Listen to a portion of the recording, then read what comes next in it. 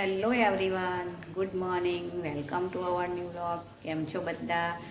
I hope બધા મજામાં જ હશો, એકદમ હેલ્ધી હશો. તો કાયમ મસ્ત અને હેલ્ધી રહો એવી હું ભગવાનને પ્રાર્થના કરું છું. તો અત્યારે મસ્ત સવાર થઈ ગઈ છે અને અત્યારે વાગી ગયા છે 9:15. તો દૂધ નાસ્તો કરી લીધો અને અત્યારે હવે હું કુકરમાં મૂકું છું કેળા અને વટાણા. તો આપણે બનાવવાના છે ઢોસા. તો અહીંયા મેં તુવરની દાળ ધોઈને પલાળી છે, કુકર પણ મૂક્યું છે. તો કુકરમાં વટાણા અને કેળા મૂકી દઈએ. અને મેં અહીંયા પલાળ્યું છે દાળ અને ચોખા. થોડા મેથીના દાણા નાખ્યા છે અંદર, 1 ચમચી જેવા. તો 3 વાટકી ચોખા અને 1 વાટકી અડદની દાળ એ માપથી લીધું છે. તો બેટર બનાવવા માટે ઢોસાનું. તો દાળ ચોખા પલાળ્યા છે. આમાં છે દહીં. તો મેં ઘરે જ દહીં મેળવ્યું હતું, તો સરસ મળી ગયું છે. તો હવે આટલું દહીં છે તો આપણે ઢોસાના બેટરમાં વાપરીશું. અને થોડું બીજું ઘરનું દહીં હજુ પડ્યું છે. તો ચલો હવે આપણે કુકરમાં પહેલાં કેળા અને વટાણા મૂકી દઈએ અને પછી બીજા રાઉન્ડમાં દાળ મૂકીશું. તો કપડાં ધોવાઈ ગયા છે. તો ચલો ગાઈસ, હવે આપણે કામ કરીએ. હા તો ફ્રેન્ડ્સ, અત્યારે હું બનાવું છું હવે મોહનથાળ. તો ધાબો દીધા વગર બનાવું છું. અને આ મોહનથાળની રેસીપી મેં પહેલાં વિડીયોમાં આપેલી છે. તો અહીંયા મેં લીધું છે વેસણ. તો આપણે આ કઢાઈમાં ઘી નાખી અને વેસણ શેકી લઈશું. અને અહીંયા ખાંડ છે, તો આપણે આમાં ખાંડની ચાસણી કરી લઈશું. તો હવે વેસણ લઈ અને આપણે પહેલાં શેકી લઈએ. તો ચલો ઝટપટ બનાવી દઈએ મોહનથાળ. હા તો ફ્રેન્ડ્સ જુઓ, અત્યારે હું વેસણ શેકું છું મોહનથાળનું. તો હજુ થોડીક વાર છે શેકાવાની. અહીંયા મૂકી છે ચાસણી, તો એ પણ થાય છે. તો કુકરમાં મૂક્યા છે. કુકરમાંથી કેળા અને વટાણા કાઢી લીધા અને દાળ મૂકી છે. તો કુકર થાય છે હવે. અને દાળમાં નાખવા માટે અહીંયા સરગવાની સીંગ છે, એ પણ સમારીને રાખી છે. તો ચાલો હવે આ વેસણ શેકી લઈએ અને પછી મોહનથાળ બનાવીએ. હા તો ફ્રેન્ડ્સ, વેસણ શેકાઈ ગયું છે. તો આ રીતનો થોડો લાલ કલર આવે ત્યાં સુધી શેકવાનું. અને અહીંયા ચાસણી પણ થઈ ગઈ છે. તો અહીંયા મેં પાણીમાં આ રીતે ટપકું પાડી જોયું. તો ચાસણી થઈ ગઈ છે, છૂટી નથી પડતી, બંધાઈ જાય છે. તો થઈ ગઈ છે ચાસણી પણ. તો ચલો હવે ચાસણી આપણે આ શેકેલું વેસણ છે એમાં નાખી અને મોહનથાળ બનાવી લઈએ.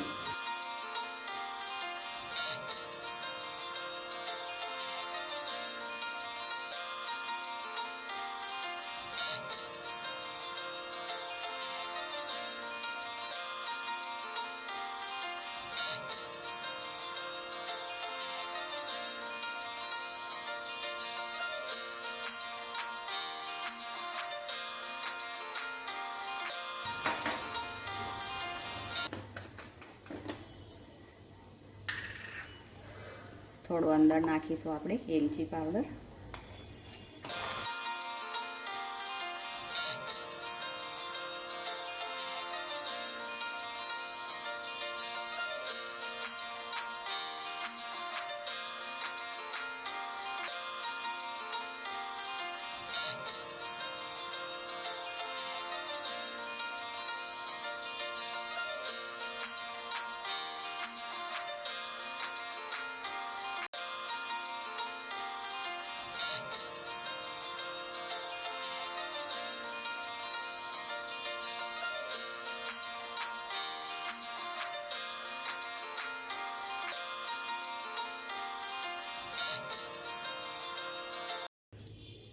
હા તો ફ્રેન્ડ્સ જુઓ, મસ્ત મોહનથાળ બની ગયો છે. તો હવે આપણે કટ લગાવી દઈએ.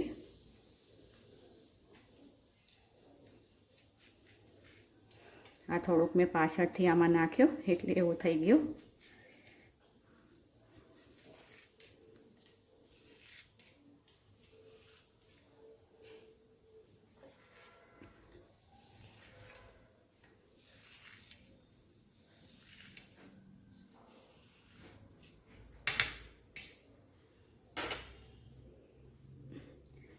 તો હવે આની પર આપણે બદામ કે કશું નાખવું જ નથી, આમ નામ સિમ્પલ જ મસ્ત લાગે છે.